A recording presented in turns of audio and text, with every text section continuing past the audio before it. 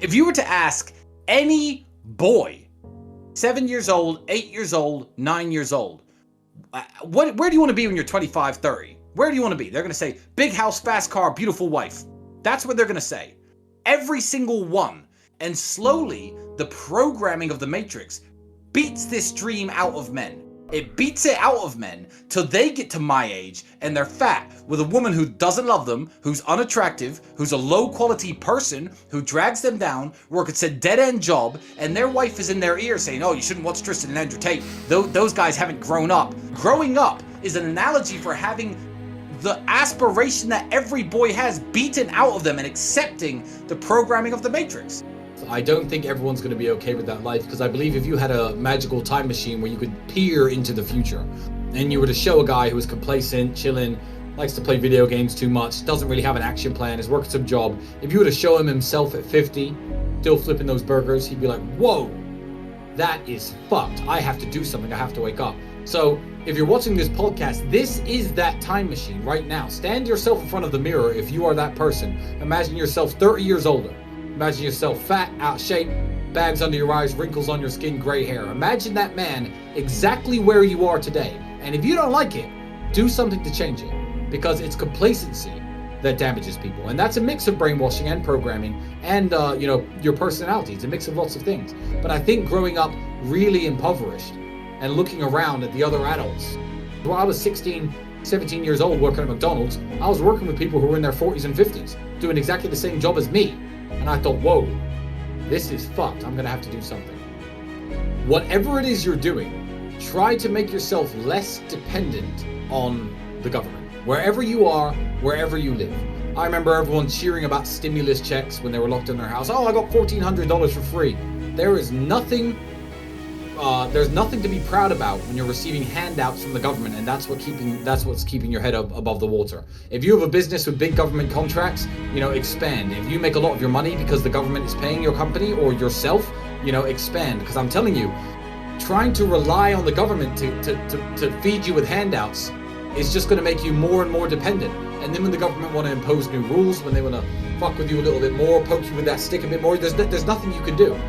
So try and become a bit more self-sufficient. Make money online, make sure some of the money that you're making online is coming from other countries, whether you're selling fucking merchandise or Amazon stores or whatever it is you're doing.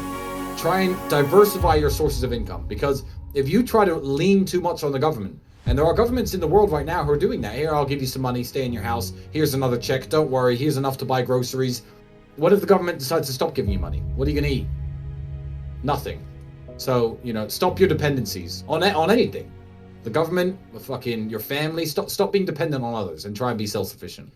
Stay away from toxic people. Look, if your friends are sitting around smoking drugs, if your friends are losers, if your friends have no ambition, if your friends are fat and overweight and keep you from going to the gym, stay away from them. Away from low-quality people, men and women. Don't let them hold you back.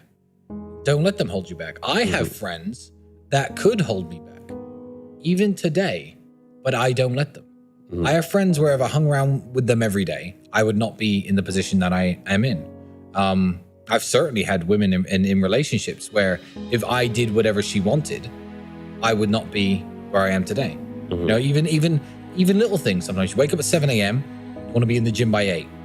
She starts, reaching down your pants and stuff. It's just like, sometimes just get up, say no, hit the gym, have your shower, tell her you'll see her tonight and get to work. As opposed to, okay, all right, fine. One more round, then it's 8 o'clock, then a little nap, then it's 10, then it's, oh, do you want breakfast? Oh yeah, I'd love it if you make me breakfast. Then it's 11, nothing productive has happened. Exactly. You have to be the man in your relationship. And if you're the man, you do what needs to be done, not necessarily what you want to do. So I'm not saying you have to break up with your girlfriend. I'm saying you have to change the dynamic. She's not the boss of you. Even when things are pleasurable and nice. Because believe me, if I could be in the exact same physical condition, the exact same financial condition, and all I had to do was lay around on my couch with beautiful women watching Netflix and getting blowjobs, believe me, I'd do that. But you can't. No. That isn't an option. So, don't let your girlfriend make you feel too comfortable, and just don't fall into the trap of enjoying it too much and enjoying the pleasure too much. Make room in your life for the discomfort. I am a big believer in personal responsibility and personal accountability. I tell young men not to drink too much, not to smoke too much. I'm drinking right now. Right now, as we speak, I'm drinking and smoking on this podcast. But I tell young men, if you're going to have vices, if you're going to drink, if you're going to smoke, if you're going to gamble, make sure you do it in a very healthy way. Make sure you earn it. Make sure you do your push-ups. Make sure you do your workouts. I don't know, you're probably not old enough, but there was a game called, before Fortnite, before it all existed, the huge game when I was in my late teens, early 20s was Call of Duty Modern Warfare. I used to play that game. I was with my brother, and I was like, oh, Andrew, I just completed this round. It's 41 kills, 1 death. That's pretty cool. Andrew looks at me from the couch. I swear to God, looks over at me and goes, yeah, Tristan, but it doesn't matter, does it? And I'm like, fuck, it doesn't matter, does it? And I turned that game off, and I don't think I've ever spent more than 10 minutes playing a video game ever since that day. So hang around better people. If you're wasting your life, if you're wasting your talents, if you're sitting there jerking off all day, if you're sitting around dudes who are talking about who their favorite porn star is, leave that group of friends. Cut low quality people out of your life, and slowly, as you go out into the world and apply yourself at different things that are more useful, you'll probably find out that you're not as useless as you think. I never wanted to be a multimillionaire. Andrew once said to me, famously, Tristan, if we could just find a way to make, this is before the internet, if we could just find a way to make like 50, 100 pounds a day from home, that would alleviate a lot of our problems. Start small, because as you climb the mountain and you reach where you wanted to reach, you realize that there are new mountains to climb. There are new mountains to climb for me right now.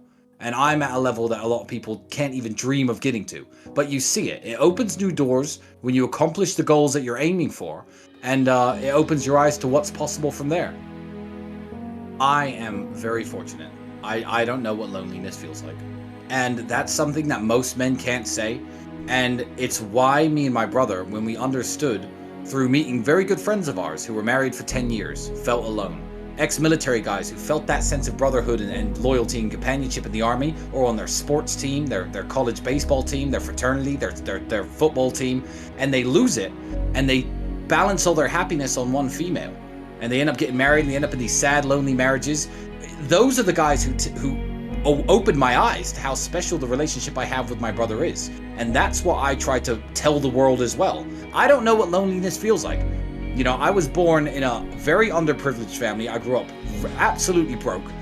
I wasn't dealt the best hand, but there was always an ace up my sleeve. So I don't know what that feels like. I've always had companionship. I've always had someone who had my back, someone to fight with me, someone to work with me in terms of my brother. So I'm not going to sit here and say that the journey to the top for me necessarily was lonely. But let me tell the young men out there, you need to be able to identify low quality friends and cut them off, and curate the people around you into a group of winners, a group of men who want to go out there and achieve the same things as you. And the journey to the top not only won't be lonely, but it will be far easier.